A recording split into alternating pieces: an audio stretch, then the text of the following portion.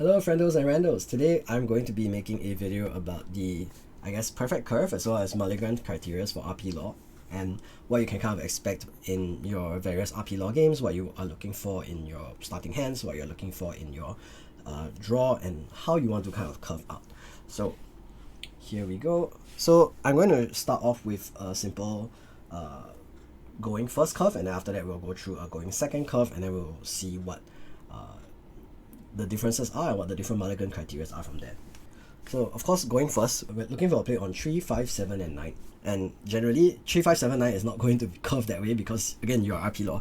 But here is a good example of what I would consider a perfect curve for this deck.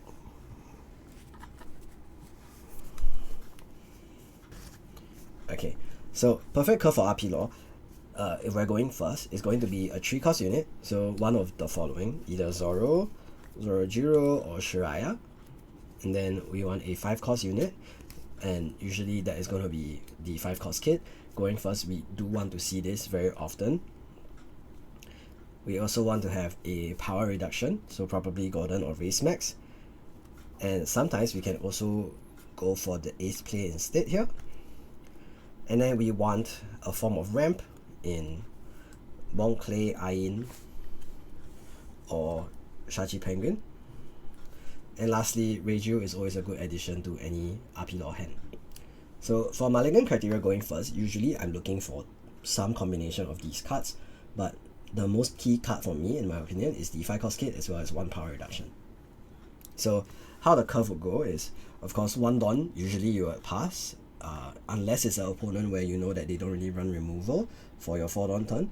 So for example, against NL, I would not mind playing the Gordon down on the 1 Dawn turn, and then I would play Kit down on 5 and use the Gordon's effect. But against decks like Sakazuki or Moria, I generally wouldn't play the Gordon down on turn 1. So that is the general curve. So first I will go Gordon or just pass.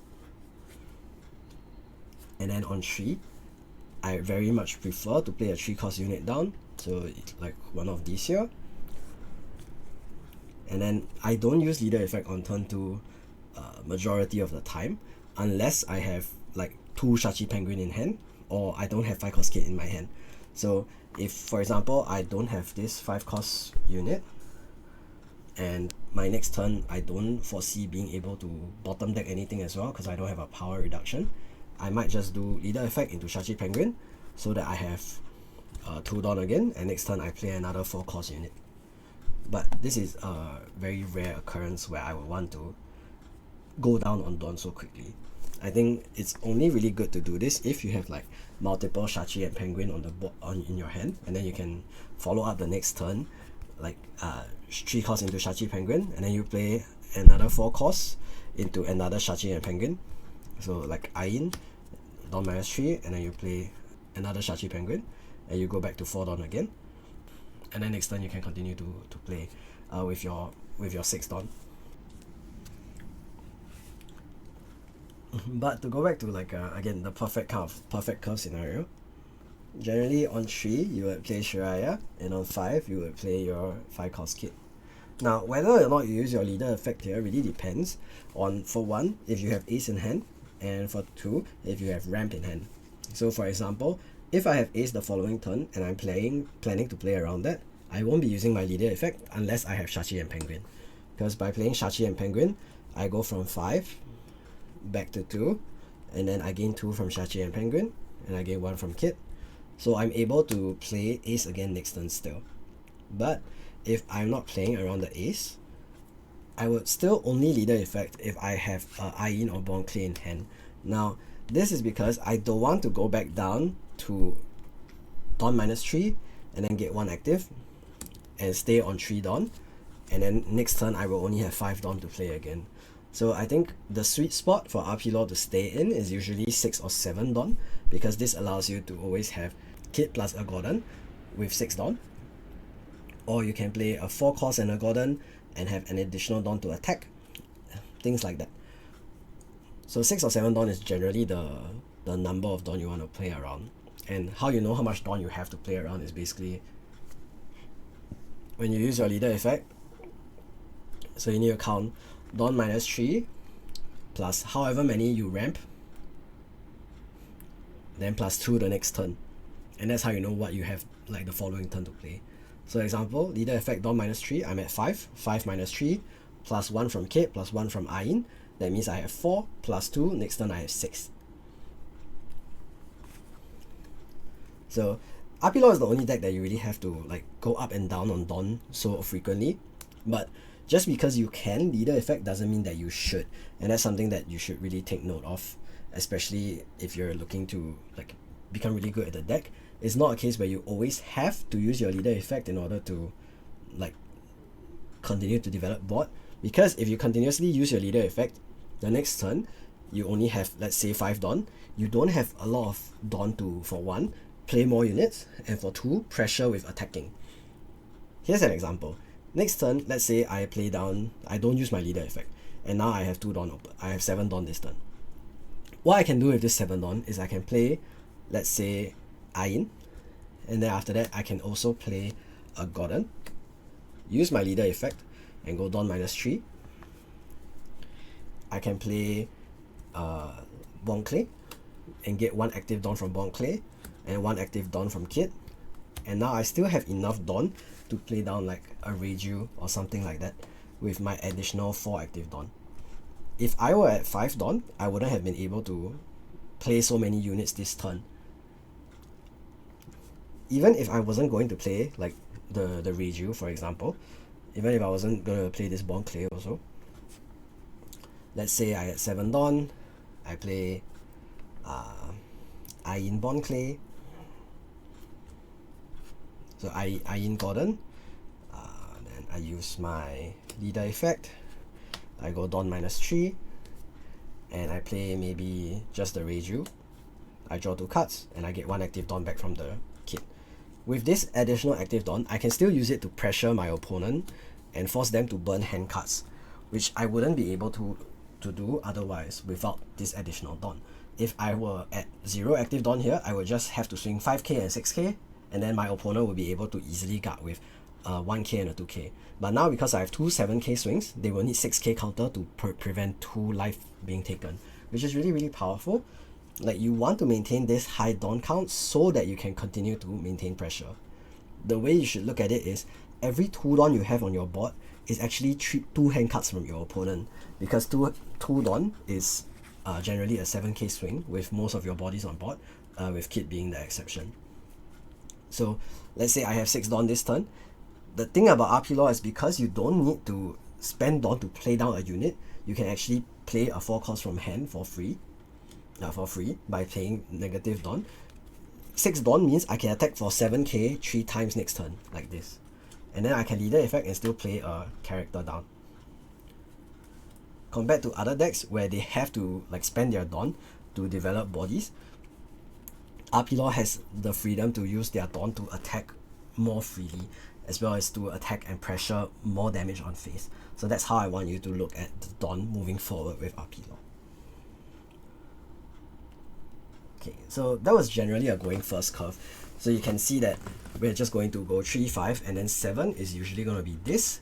If not, then it's going to be Gordon plus a 4 and a 3, or 4 and a 4 if you have Bon Clay. So this is how we're looking like on 7 Dawn turn already, which is a really strong board. And not only that, you're also removing your opponent's board with like the Gordon or Raise Maxes. So you are going to be very ahead in terms of board presence. Now let's look at a going second curve.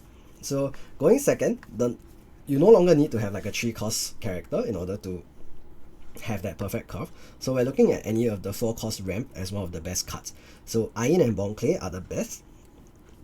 And in the mirror specifically, you want to have only Ayin, because Bon Clay is very easy to remove with leader effect, and your opponent can perfect curve like 5 cost Kid into leader effect and bottom the Bon Clay, and you're in a very bad position.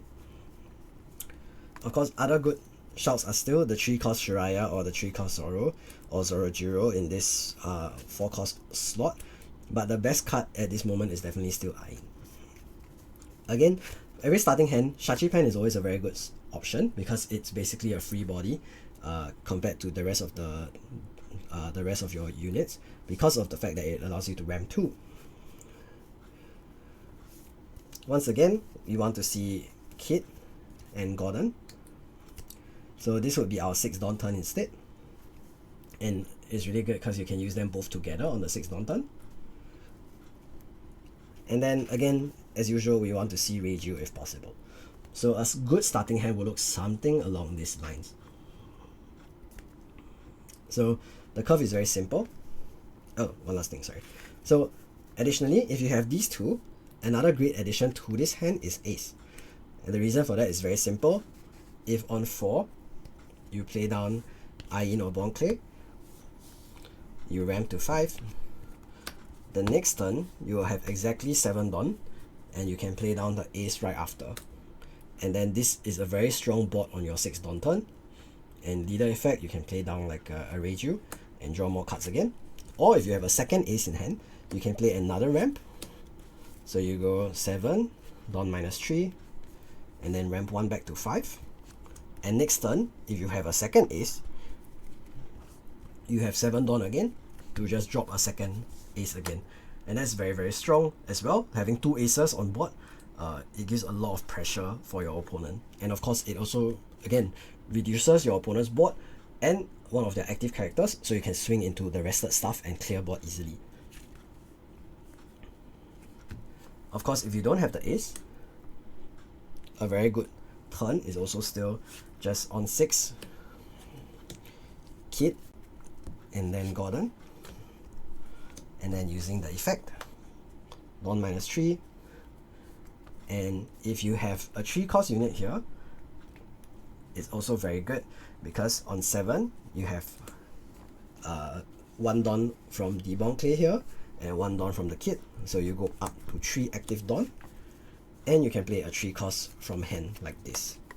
So I would say this is probably the ideal movement when you're going second. So it's either Ayin into Ace or Ayin into Kid, Gordon, Bon Clay, and then you play a 3 cost from hand. If not, of course, again, it's always good to just attack 6 and then 7.